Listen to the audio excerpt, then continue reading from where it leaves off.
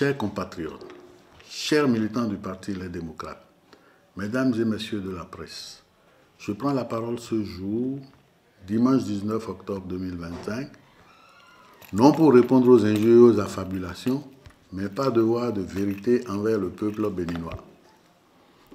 Le temps de la politique de l'ombre et du mensonge organisé est révolu.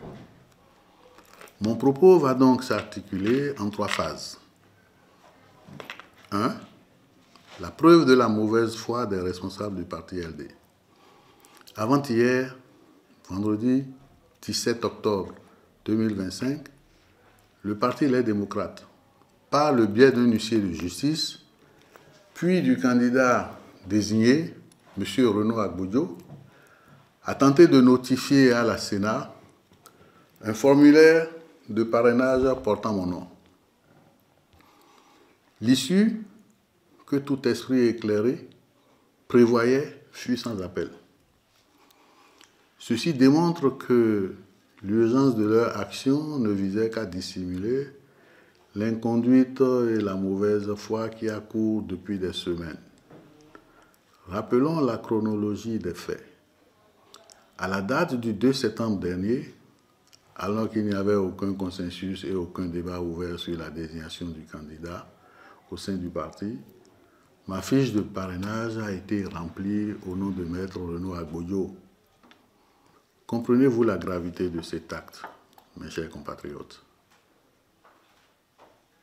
Sans mon avis, sans mon consentement, on a rempli la fiche. Cela confirme que la direction du parti avait tout planifié pour que Maître Agboudjo soit in fine désigné, justifiant a posteriori une démarche frauduleuse. Plus grave encore, non seulement ce parrainage n'est plus valide, mais il a été purement et simplement falsifié à dessein. Je le dis publiquement. Aujourd'hui, tous les éléments sont réunis et me fonderaient légitimement à déposer plainte pour falsification de documents. Faux et usage de faux contre les prétendus bénéficiaires, c'est-à-dire M. Agboudjo et M. Lodjou, ainsi que contre le président du parti lui-même. Néanmoins, je ferai preuve de retenue et d'indulgence cette fois-ci. J'estime que le parti Les Démocrates a déjà suffisamment de problèmes pour lui en rajouter celui de l'exposition devant l'opinion nationale et les tribunaux. Des inconvéniences notoires de quelques-uns de ces cadres.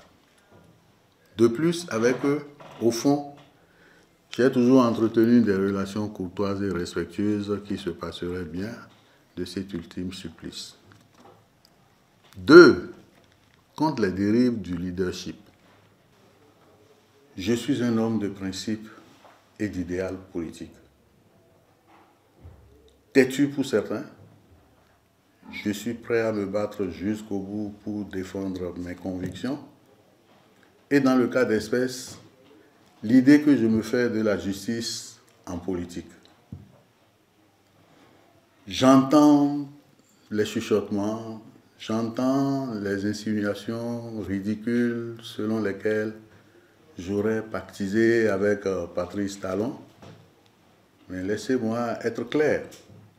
Je n'ai jamais rencontré Patrice Talon si ce n'est dans les manifestations officielles. Attribuer ma démarche à une quelconque connivence relève de l'absurdité la plus totale. Cette attitude n'est que le déni de nos responsables qui refusent une fois encore de se regarder dans le miroir pour apercevoir leurs égarements et leurs propres fautes. Mon combat est pour la démocratie interne. Mon combat est pour notre idéal démocratique. Pour cette raison, je ne pouvais cautionner les logiques exclusionnistes du président Boni Yayi, que j'aime bien au passage, ni ses méthodes de gouvernance rétrograde qui asphyxient l'expression démocratique au sein de notre formation politique. Mon appréhension sur ce processus de désignation ne date pas d'hier. J'ai toujours milité et c'est un secret de polichinelle. Pour le président Éric Hunete, un homme dont la légitimité au sein du parti est incontestable. Aujourd'hui, On nous impose finalement mon frère Renaud Agbojo. Je n'ai rien contre lui. Avec pour seul critère qu'il est de Savère et neveu de Boni Yahi. Aucun critère objectif de mérite ou de consultation réelle ne justifie ce choix si ce n'est le simulacre de commission aux ordres, je dis bien aux ordres, qui a été mis sur pied et téléguidé par le président Boni Yahi lui-même. Je ne fais que dire à haute voix ce que la majorité des députés, les démocrates, pensent dans le secret de leur réflexion sur la gestion du parti.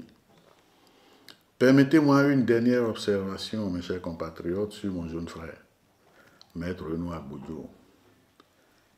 C'est amusé et consterné que j'ai pris acte de sa sortie hier, en date du samedi 18 octobre, durant laquelle il s'est permis d'insinuer que j'aurais disparu et qu'à ce jour, personne n'a vu Sodino Michel. Comment peut-il s'aventurer sur un terrain aussi glissant quand il sait pertinemment que, malgré mon silence, j'ai continué de vaquer à mes occupations habituelles à mon domicile, que je suis allé retirer en personne ma seconde fiche de parrainage à la Sénat, quand il sait que j'ai rendu publique ma déclaration du jeudi 16 octobre 2025, qui, soit dit en passant, a inspiré le lendemain une contrefaçon à laquelle je ne m'associe pas. Comment peut-il à ce point se méprendre sur la vérité des faits? Lui qui sait que plusieurs cadres du parti, y compris notre aîné Saka Fikara, se sont rendus à mon domicile pour me rencontrer. Sans compter que d'autres, y compris lui-même, sont constamment restés en contact avec moi par téléphone ces derniers jours. Il suffit de consulter l'historique de nos conversations sur les applications de messagerie instantanée pour en avoir le cœur net.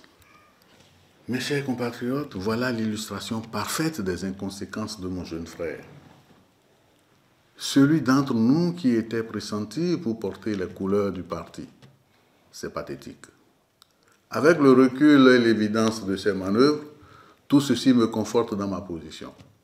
Je suis davantage convaincu, et j'en rends grâce à Dieu, d'avoir fait le choix juste en n'accordant pas mon parrainage à Maître Renaud Agbojo. J'en viens maintenant au point 3, c'est-à-dire le choix délibéré du président Boni Yahi de sacrifier le parti. Contrairement à ce qui est propagé, mes chers compatriotes, lorsque j'ai retiré ma fiche de parrainage, j'ai clairement indiqué par écrit au président du parti que je restais ouvert au dialogue. Le président Boni Yahi, avec qui je me suis entretenu par personne interposée, entre le retrait de ma nouvelle fiche de parrainage et l'expiration du délai de dépôt des dossiers, savait pertinemment que j'étais disposé à remettre cette fiche de parrainage, pourvu qu'une solution de consensus respectueuse des règles internes et du bon sens soit trouvée. Pourtant, face à l'ultimatum, il a préféré sacrifier le parti et sa participation aux élections sur l'autel de ses ambitions en maintenant l'imposition de Maître Renaud Agbojo.